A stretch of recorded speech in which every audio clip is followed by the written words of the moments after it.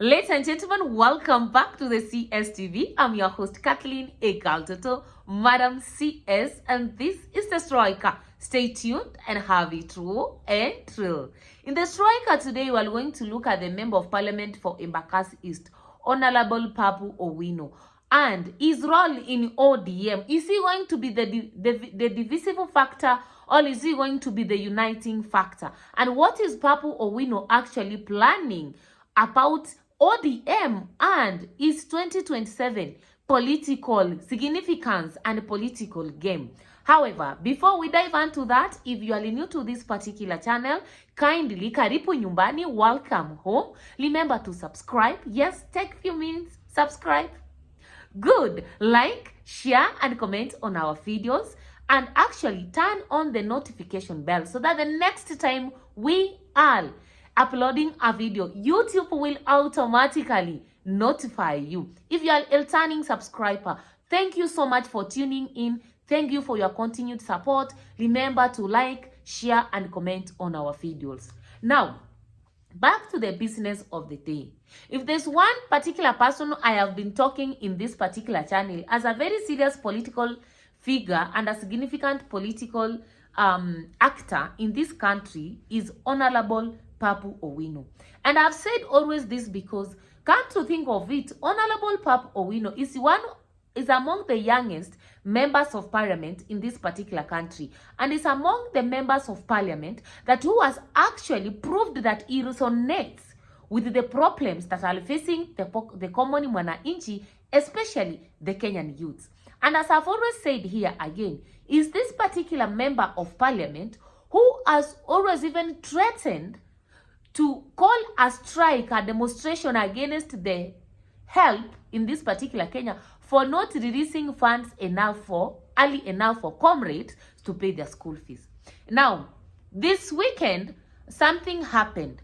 Gladys Wanga, the governor Migori, Homa Bay County, actually was doing an homecoming ceremony.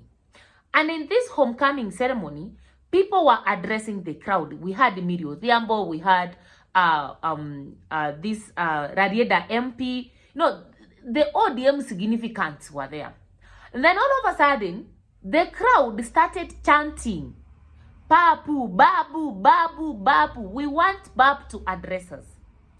The crowd chanted so furiously and so seriously until efforts by the Rarieda MP to speak proved to be futile. He tried to deliver his point at home, but the crowd could not listen. It took the effort of Millie Odhiambo actually to calm down the crowd and invite Babu Owino to speak. It's only at the time that Babu Owino was brought to speak that this crowd settled to listen to him. And you could see the excitement, the happiness, when Babu Owino stands and says, comrades, tiarara, Chensi tiagas. You could see the way these people were, very happy that he's addressing them. And this raised for me a lot of questions on, ODM normally takes Babu Owino for granted. And I will explain why I normally feel ODM takes Babu Owino for granted. Many times are those that Papa has had opportunities for appointments and Babu Owino's name has never appeared anywhere. And this thing has always made me feel that Babu Owino feels betrayed by Baba. There is a time actually, Babu Owino said that it is the time for the youth in ODM. And if the youth are not going to be rewarded, they will reward themselves. Such a statement is not an easy statement from a royal supporter of Baba like Babu Owino. It tells you that the little man is very fed up. Every time they are supporting, but they are never rewarded. In another interview, there's a time Babu Owino says, if Baba retires from ODM and Nyanza politics, he will be the one to take over Baba's leadership. Unfortunately, we don't see that one happening, looking at the recent appointments and reshuffles in ODM. Baba temporarily left the leadership of ODM for the AU chairmanship campaign. Who came into the limelight? Gladys Wanga. You know, we did not see actually Babu Owino given any simple slot in that particular reshuffle. And therefore, the feeling that it's high time the youth rewarded themselves in ODM coming from Babu Owino, I think it is justified. And one could wonder, why does then the crowd chant and always want Babu Owino to address them? You know, number one, Babu Owino is a young politician and a young member of parliament in this particular country.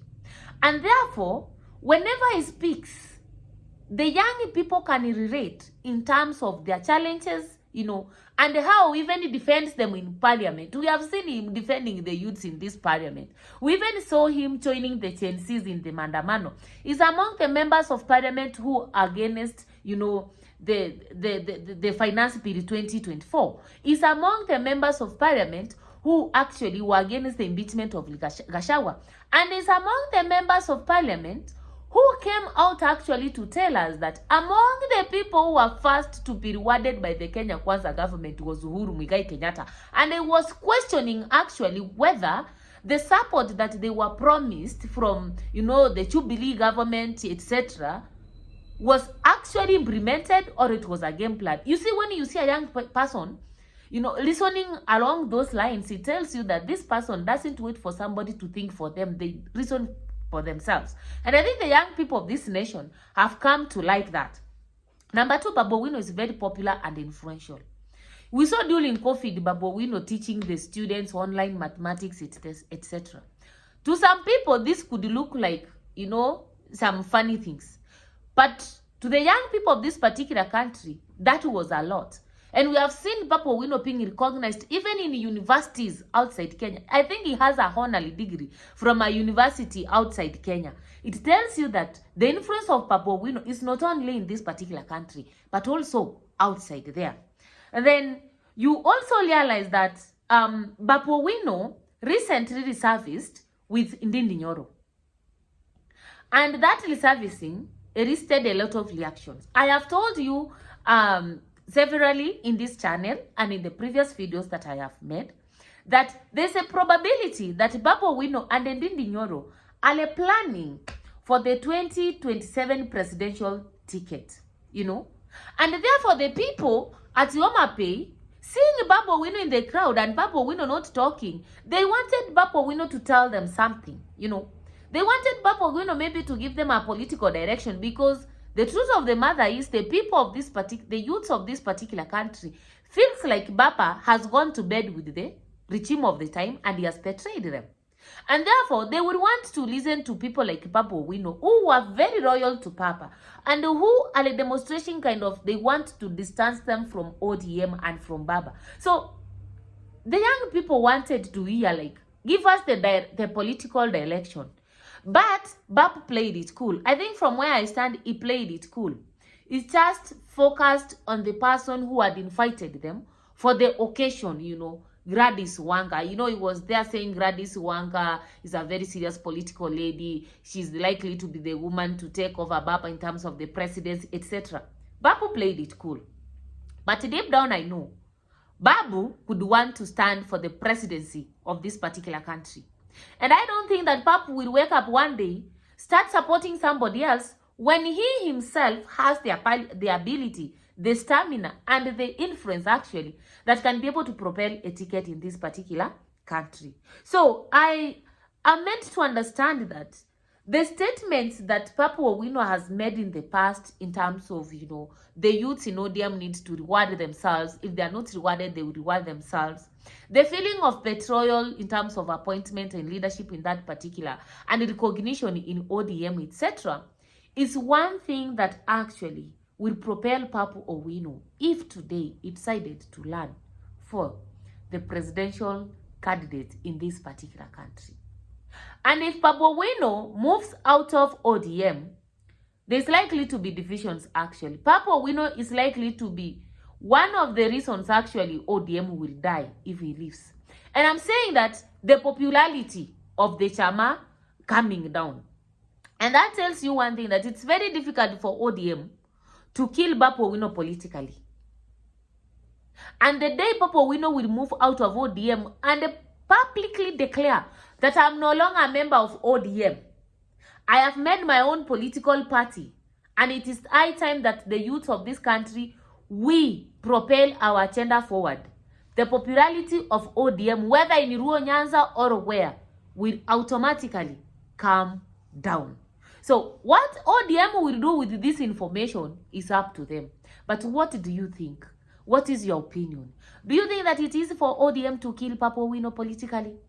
Do you think that Babu Owino, if he left ODM today, the party's popularity will remain the same?